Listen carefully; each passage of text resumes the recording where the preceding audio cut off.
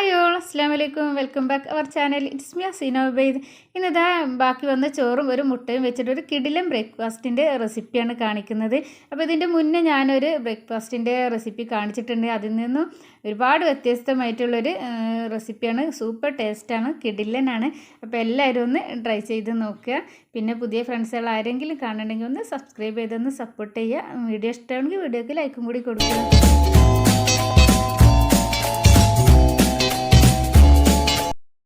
അതിനിതാ 250 ml ഒരു cup ചോറാണ് എടുത്തിട്ടുള്ളത്. ഇത് നമ്മൾ തലേ ദിവസം ബാക്കി വന്ന ചോറാണ്. അത് നമ്മൾ അപ്പം വെച്ച ചൂടുള്ള ചോറായാലും പിന്നെ നെല്ല് കുത്തേരിൻ്റെ ചോറില്ലേ, ആ ചോറായാലും ഒന്നും കുഴപ്പമില്ല.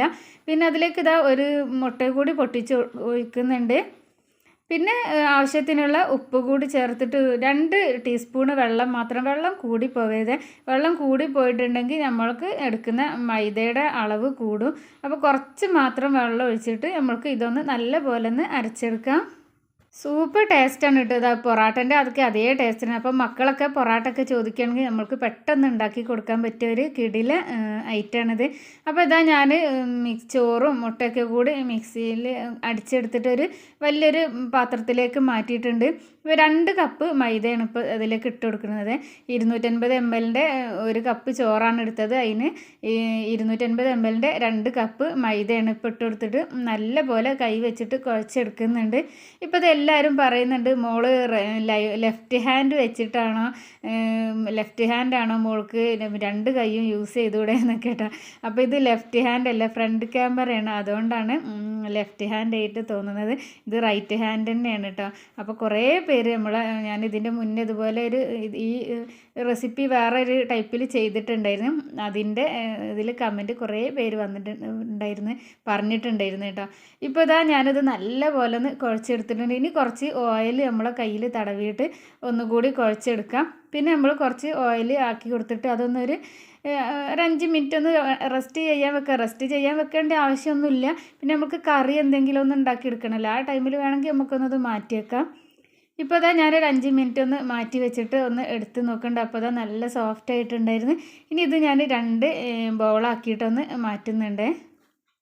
സൂപ്പർ ടേസ്റ്റാണ് കേട്ടോ. നമ്മൾ പൊറാട്ട കഴിക്കുന്ന അതേ ഒരു ടേസ്റ്റാണ്. പിന്നെ നമ്മൾക്കിത് എന്തെങ്കിലും പച്ചക്കറിയോ അല്ലെങ്കിൽ ഫിഷ് കറി, ബീഫ് കറി, ചിക്കൻ കറി, എന്ത് കറി വെച്ചിട്ട് നമ്മൾ പൊറാട്ടൊക്കെ എടുക്കുന്ന കറികളൊക്കെ ഇല്ലേ, അതുപോലെ എന്ത് കറി വെച്ചിട്ടും പിന്നെ നമ്മൾക്ക് ഇത് കഴിക്കാം. ഇപ്പോൾ അതാ ഞാൻ 2 ബൗളാക്കി മാറ്റുന്നുണ്ട്. ഇത് എന്നിട്ടൊന്ന് നല്ല പോലെ ഒന്ന് കൗണ്ടർ ടോപ്പിൽ വെച്ചിട്ട് നമ്മൾക്കൊന്ന് പരത്തിയെടുക്കണം. മൈദപ്പൊടിയൊക്കെ ഇട്ട് കൊടുത്തിട്ട് ഇത് കണ്ടില്ല. അപ്പോൾ ഇതുപോലെ ഞാനൊന്ന് നല്ല പോലെ പരത്തിയെടുക്കുന്നുണ്ട്. നല്ല കനം കുറച്ചിട്ട് അല്ലാതെ നല്ല തിക്കിലും അല്ലാത്ത രീതിയിൽ നമ്മൾക്ക് പരമാവധി ഇത് എത്ര നമ്മൾക്കിത് വലിച്ചു നീട്ടി പരത്താൻ കഴിയും അത്രയും നമ്മൾക്ക് പരത്തി കൊടുക്കുക. ഇപ്പോൾ ഇതിങ്ങനെ ഒട്ടിപ്പിടിക്കുന്ന പോലെ തോന്നുന്നുണ്ടെങ്കിൽ നമ്മൾക്ക് മൈദപ്പൊടി ഇട്ട് കൊടുത്തിട്ട് അങ്ങനെ പരത്തി കൊടുക്കുക.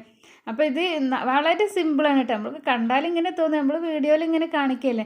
അപ്പോൾ ഇത് കുറേ പണിയുണ്ട് ഇത് അങ്ങനെയൊക്കെ വിചാരിക്കട്ടോ. ഇല്ല കേട്ടോ, പെട്ടെന്ന് തന്നെ നമ്മൾക്കിത് ചെയ്ത് തീർക്കാൻ കഴിയും.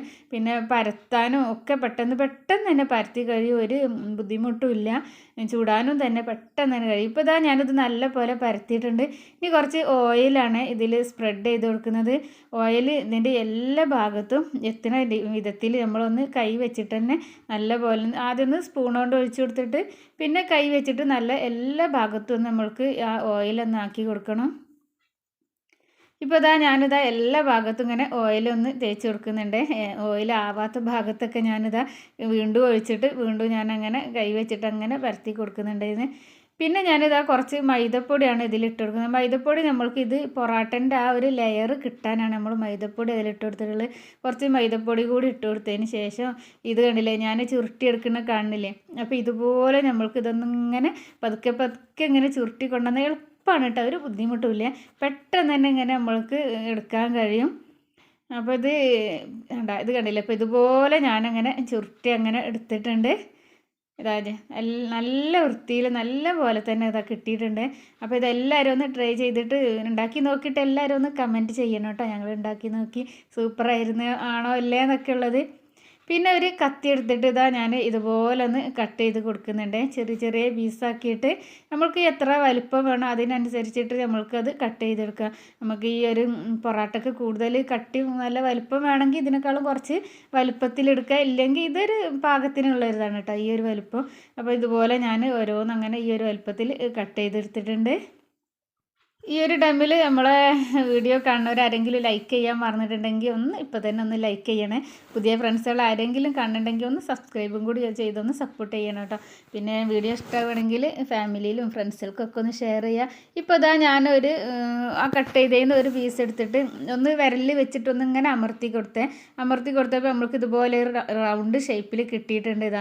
ഇപ്പോൾ ഇത് കണ്ടില്ല, ഒന്നിങ്ങനെ ജസ്റ്റ് നമ്മൾ വിരലിൽ വെച്ചിട്ട് ഒന്നിങ്ങനെ ആക്കി കൊടുത്താൽ തന്നെ ആ ഒരു അതിങ്ങനെ അമർന്ന് ഒരു റൗണ്ട് ഷേപ്പിലായി കിട്ടും. അപ്പോൾ ഞാൻ എല്ലാതും അതുപോലെ തന്നെ ഒന്നങ്ങനെ ചെയ്തെടുത്ത് ഇപ്പോൾ കാണുമ്പോൾ മനസ്സിലാവുണ്ടാവുമല്ലോ അല്ലേ. ഇപ്പോൾ ഇതേ ഒരു രൂപത്തിലാണ് നമ്മൾ വിരലിങ്ങനെ വെച്ച് ഒന്ന് അമർത്തി കൊടുത്താൽ തന്നെ നമ്മൾക്കത് നല്ല ഷേപ്പിൽ നല്ല റൗണ്ട് ഷേപ്പിലായി കിട്ടും. അപ്പോൾ ഇത് പരത്തി ഇനി ഇത് പരത്തിയെടുക്കാനും കൂടി ഉണ്ട്. പരത്തിയെടുക്കുമ്പോൾ നമ്മൾക്ക് ഇത് ഇങ്ങനെ ഇതിലിപ്പോൾ ലെയറായി കിട്ടിയിട്ടുണ്ട്. ഓരോ ലെയറായിട്ടാണ് നമ്മൾ പൊറാട്ടക്കൊക്കെ ചുരുട്ടി എടുക്കുന്നില്ലേ അതുപോലെയാണ് നമ്മൾക്കിപ്പോൾ ഇത് കിട്ടിയിട്ടുള്ളത്. അപ്പോൾ വേറൊരു ബൗളും കൂടി ഉണ്ടായിരുന്നു, അതും ഞാൻ അതുപോലെ പരത്തിയിട്ട് ഇതുപോലെ പിന്നെ ചുരുട്ടിയെടുത്ത് പിന്നെ കട്ട് ചെയ്ത് പിന്നെ ഇതുപോലെ വിരലിത് വെച്ചിട്ട് ഞാൻ അങ്ങനെ എല്ലാം എടുത്തിട്ടുണ്ടായിരുന്നു. പിന്നെ അതുകൂടി ഞാൻ വീഡിയോയിൽ ഉൾപ്പെടുത്താതിരുന്നതാണ്. നമുക്ക് വീഡിയോ ഒരുപാട് ലെങ്ത്തായി പോകുമ്പോൾ എല്ലാവർക്കും കാണാനൊരു ബുദ്ധിമുട്ടും മടിയൊക്കെ ഉണ്ടാകും. അതുകൊണ്ട് ഇപ്പോൾ ഞാൻ എല്ലാതും ഞാൻ അങ്ങനെ ചെയ്തെടുത്തിട്ടുണ്ട്.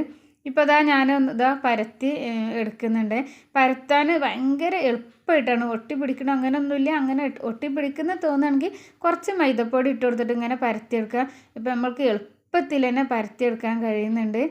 അങ്ങനെ ഞാൻ എല്ലാ പൊറാട്ടയും അതുപോലെ പരത്തിയെടുത്തിട്ടുണ്ട്. ഇപ്പോൾ അത് നമ്മൾക്ക് ഇതിൽ അത്ര വ്യക്തമായിട്ട് കാണുന്നില്ല, നല്ല ലെയറായിട്ട് തന്നെയാണ് ഉണ്ടായിട്ടുള്ളത്. അങ്ങനെ ഞാൻ എല്ലാ പൊറാട്ടയും പരത്തിയെടുത്തിട്ടുണ്ട്. ഇനി നമ്മൾക്ക് ഇതൊന്ന് ചുട്ടെടുക്കാം. നമ്മളെ ദോശക്കല്ലിൽ നമ്മൾ പൊറാട്ടൊക്കെ ഇങ്ങനെയുള്ള കല്ലിലാണല്ലോ അല്ലേ കടയിലൊക്കെ ചുട്ടെടുക്കുക. അതുപോലെ ഈ ദോശക്കല്ല് ഇല്ലാത്തവർക്ക് ഫ്രൈ പാനിൽ വെച്ചിട്ടും ചുട്ടെടുക്കുക കേട്ടോ. അപ്പോൾ ദോശക്കല്ലൊന്ന് ചൂടായതിന് ശേഷം ഞാൻ ഒന്ന് ഓയിലൊന്ന് സ്പ്രെഡ് ചെയ്ത് കൊടുത്തിട്ടുണ്ടെങ്കിൽ ഇപ്പോൾ നമ്മളെ പൊറാട്ട അതിലിട്ട് കൊടുത്ത് പിന്നെ പൊറാട്ടൻ്റെ മീതെ കുറച്ച് ഓയിൽ ചെറുതായിട്ട് മാത്രം ഒന്ന്, അത് സൺഫ്ലവർ ഓയിൽ എന്ത് വേണമെങ്കിലും നമ്മൾ ഏത് ഓയിലാണ് യൂസ് ചെയ്യുക അത് നമ്മൾക്ക് എടുക്കാം കേട്ടോ. അങ്ങനെ പിന്നെ തിരിച്ചും മറിച്ച് ഇട്ടെടുത്ത് പെട്ടെന്നാവുക, കൂടുതൽ ടൈമൊന്നും വെക്കണ്ട. ഒന്ന് പെട്ടെന്ന് നമ്മൾക്ക് തിരിച്ചും മറിച്ച് ഇട്ടെടുത്ത് ഓയിലൊന്ന് സ്പ്രെഡ് ചെയ്തെടുത്തിട്ട് അങ്ങനെ നമ്മൾക്കിതൊന്ന് പൊറാട്ട ഒന്ന് ചുട്ടെടുക്കാം. ഇപ്പോൾ നല്ല അടിപൊളിയായിട്ട് തന്നെ വന്നിട്ടുണ്ട്. നല്ല പൊള്ളനൊക്കെ വന്നിട്ടുണ്ടായിരുന്നു.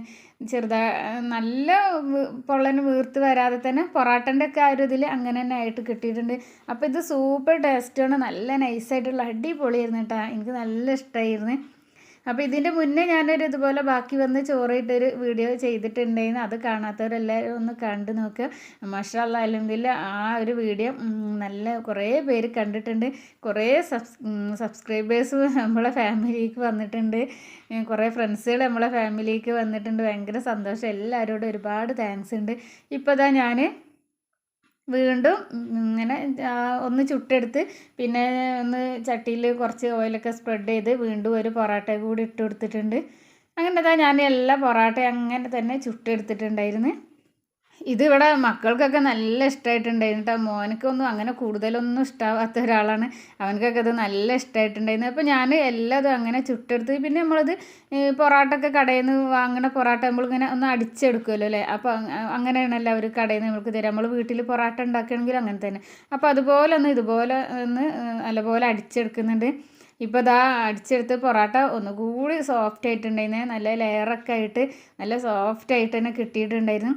അപ്പോൾ ഇന്നത്തെ നമ്മളെ വീഡിയോ നിങ്ങൾക്ക് എല്ലാവർക്കും ഇഷ്ടമായിട്ടുണ്ടാവും എന്ന് വിചാരിക്കണം. ഇതെല്ലാവരും ഒന്ന് ഉണ്ടാക്കി നോക്കിയിട്ട് ഫീഡ്ബാക്ക് അറിയിക്കുക.